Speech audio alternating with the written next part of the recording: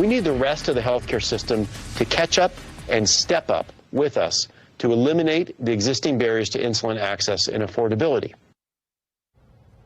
A major announcement for people living with diabetes. Lilly says it will cap out of-pocket costs for insulin at $35 a month. This comes amid years of wrangling in Congress over insulin costs. We have team coverage tonight. Let's start with News 8's Garrett Bergquist, live from outside Lilly's headquarters downtown. Garrett, what exactly is in this plan? So this announcement comes nearly a month after President Joe Biden called for a nationwide $35 a month price cap on insulin products in his State of the Union address. The company's CEO says he wants to see other pharmaceutical manufacturers do the same. Lilly's leaders say it's time for the rest of America to enjoy the price cap already imposed under Medicare Part D. CEO Dave Ricks says it's created a two-class system. To be honest, the Part D pilot program, which we were part of founding and now is expanded to be the law of the land, we supported that too. But we're left today in 2023 with a split situation where those that participate in the senior benefit enjoy the $35 out-of-pocket cap, and the system is working much better for them. But in the commercial market, the general market, it's quite a mixed picture. The company will cap out-of-pocket costs at $35 per month at participating pharmacies if you use commercial insurance. Officials say that should be automatic for about 85% of privately insured users. If you're uninsured or your pharmacy doesn't participate, the company has a savings card available. All of that happens immediately. The company is also cutting list prices for its insulin products. Beginning May 1st, Lilly's non-branded insulin will be available for $25 a vial. Its branded prescription insulin will drop from $275 to $66 by the fall.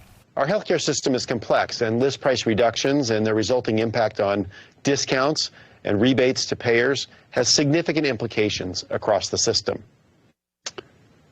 That's why these changes will take some time to take full effect. Democrats in Congress tried unsuccessfully last year to impose a nationwide insulin price cap. I asked Ricks about the role those discussions played in the company's announcement. We do support that legislation. We did then, we do now.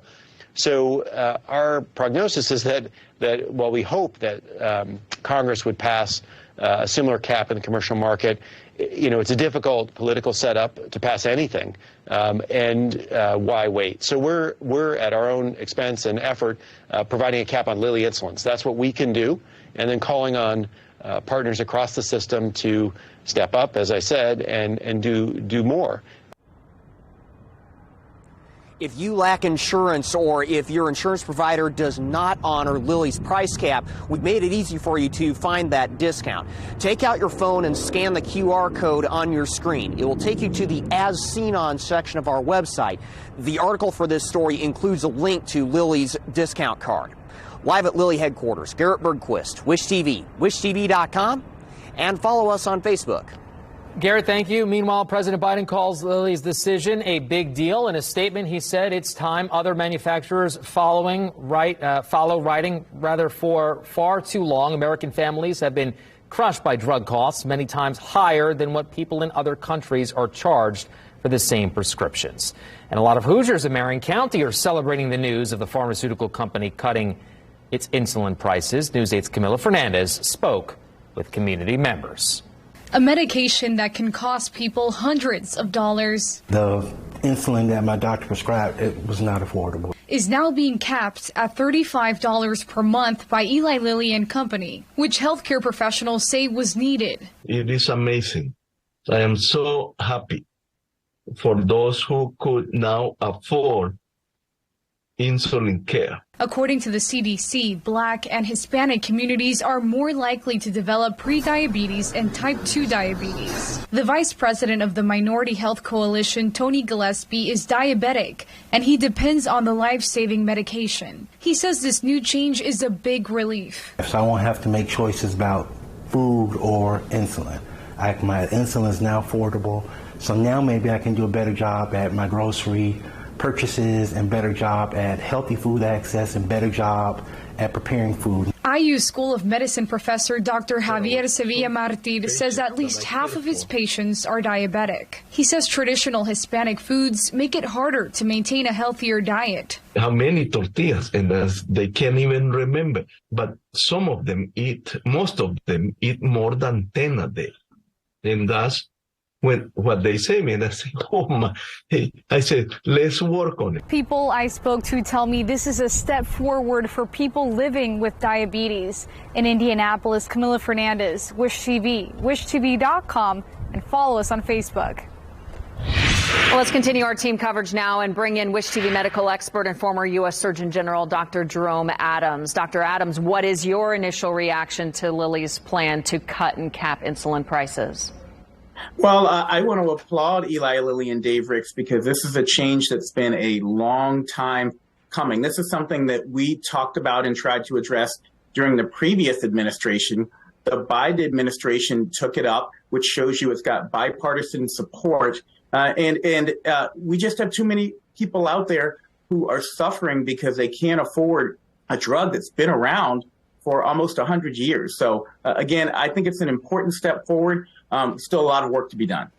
What type of immediate impact does this announcement have for people with diabetes, and especially uncontrolled diabetes? Based on numbers in our Health Spotlight special last month, only about half of patients in Marion County hospitals had their diabetes under control. Well, great question. Remember that through the Biden administration, people on Medicare, 65 or older, were able to have their insulin prices capped at $35 a month. But that didn't apply to anyone else.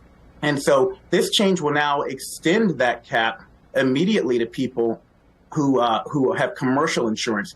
You're still going to have people who are uninsured and people who are on Medicaid who are potentially out in the cold. So it's not going to help everybody, but it is a step in the right direction. Another important bit of context, Eli Lilly insulin only covers about 3 out of 10 people who are on insulin. So you heard Dave Ricks say that we need the other companies to step up and to lower their prices also. But I think it's going to be a step in the right direction. I think Eli Lilly has the market share to pressure people to do the right thing.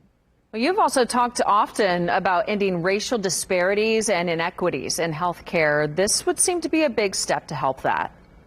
Well, I'm proud to work at Eskenazi Hospital in downtown Indianapolis. As you mentioned, half of residents in Marion County with diabetes don't have it under control. I tweeted earlier today about a patient I recently had who came in with a blood sugar over 400.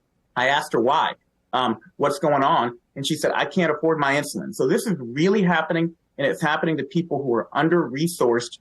We need to make sure that we can get them the care that they need. It's not just the moral thing to do, but if we don't do it, they're going to show up in the hospital in diabetic ketoacidosis, and it's going to cost the taxpayers more money to take care of them. So it just makes sense all the way around to address these health inequities and make sure people can afford their medications. I appreciate that real life example. Dr. Adams, always thank you for your perspective and insight.